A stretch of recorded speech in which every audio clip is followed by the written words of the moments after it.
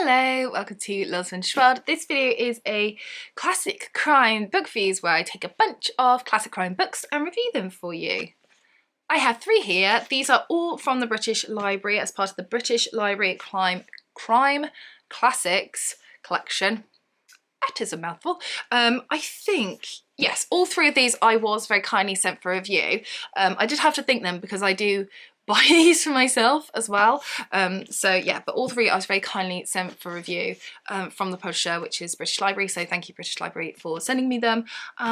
Let's talk about them one by one, shall we? So first of all, I have Green for Danger. This is by Christina Brand. This is from 1940s, 1944, 1945. And this is set in a hospital. Well, it's set in a military hospital during the Blitz. And in chapter 1, we meet kind of like the cast. So we meet everyone that's kind of going to get involved in the story. And they are all taking up certain positions in the hospital. So like doctors, nurses, etc, etc. And one evening, a man is brought in from an air raid, and he's on the theatre table having surgery.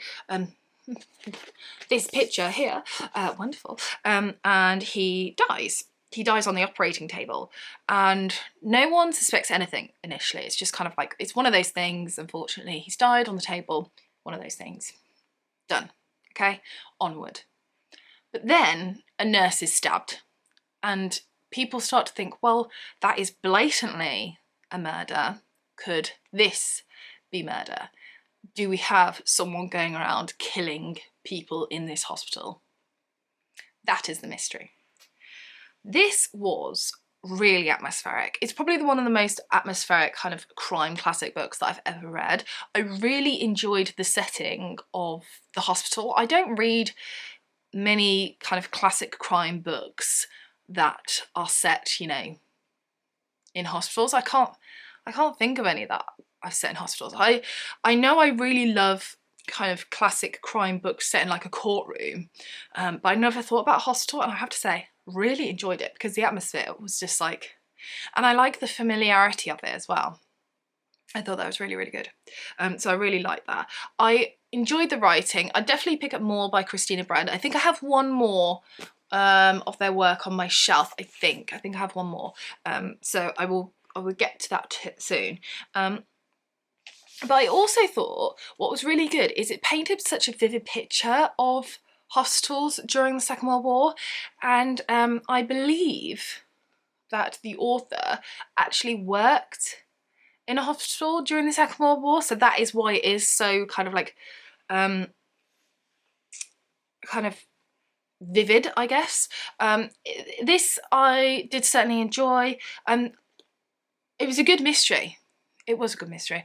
I'm really funny about mysteries and reading them again. I'm not sure if I'd, you know, pick up any of them again per se, but it was certainly, it's one of these books that I suppose out of all of these, it's probably the one that's most memorable because of the setting kind of made it, I guess. But yeah, it painted such a vivid picture for this crime taking place, and yeah, certainly recommend it. Bit of a different one, but yeah, really rather good. Then we have this very thin one. This is Death of an Author by E.C.R. is it Lorac? I'm not quite sure how you pronounce that, but this is a pen name of Edith Caroline Rivet. I think that's how you pronounce it. So this is about a very popular author called Vivian Lestrange, who goes missing, but goes missing without a trace, as if like poof, off the face of the planet Earth. And so people start to think, is Vivian Lestrange actually a real person? Or have they been murdered and gone somewhere? Or were they real in the first place to begin with? Like, are we actually solving a murder mystery, or are we solving a mystery of, is there a Vivian Lestrange sort of thing? This was a rather big head scratcher for me. This was, usually I read like classic crime and I'm just kind of like going along with it, and I don't necessarily try to work things out, I just kind of enjoy it and go along with the story, and like the setting of what's happening, I'm just taking it all in, and the conversation, like, so for instance, the last one, I wasn't like trying to work out per se who was the murderer, I was just kind of like just bumbling along going through it. This one is a proper head scratcher. There's loads of twists, I can't put it down. There's loads of twists and turns in this story and just the storyline in general. I did really enjoy the use of detectives in here. There's a couple of detectives and they kind of like bounce off each other, and I always enjoy that. So for instance, like, you know how you get like Captain Hastings and Poirot, or you get Lord Peter Wimsey and Bunter, and you kind of get that bounce, and I do enjoy that in kind of classic crime books, so I thought that was great. I haven't read any of their work before, her work, Edith Caroline Rivet, her work before, but I would certainly read more. I did enjoy it, but it was a head scratcher.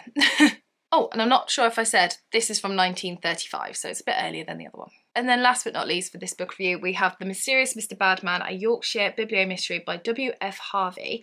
This is from 1934, so I've just realised that I've gone backwards in time with these books, but hey ho! So I decided to review them in order in which I read them. So I read the Christina Brand one first, and then the next one, and then this one was the most recent one I read. So this is about a bookshop. I love crime books about bookshops. Actually, I just love books about bookshops. Can't help it. And in a short space of time, there is different people, and they come in and they ask for a book. I wrote down the copy of the book, so the name of the book. So it is called Life and Death of Mr Badman. The shop does not have the life and death of Mr Badman. And then someone comes in and sells a bunch of books, including a copy of The Life and Death of Mr Badman. And, you know, the person in charge says, yeah, we'll take the books, blah, blah, blah, blah, blah. And then the shopkeeper realises, oh, the book has been stolen. And he's like, what is going on with this book, this Life and Death of Mr Badman? And then that kind of leads to like a mystery that is surrounding this book. And then that leads to a murder. Dun, dun, dun. Now this book is, I would say, was like the hardest one to read out of all three of them. This was not for the writing. The writing was actually really quite easy and concise to read, but it's quite politic heavy, which you probably wouldn't expect from the kind of the plot that I've just given you, but it was quite politically heavy.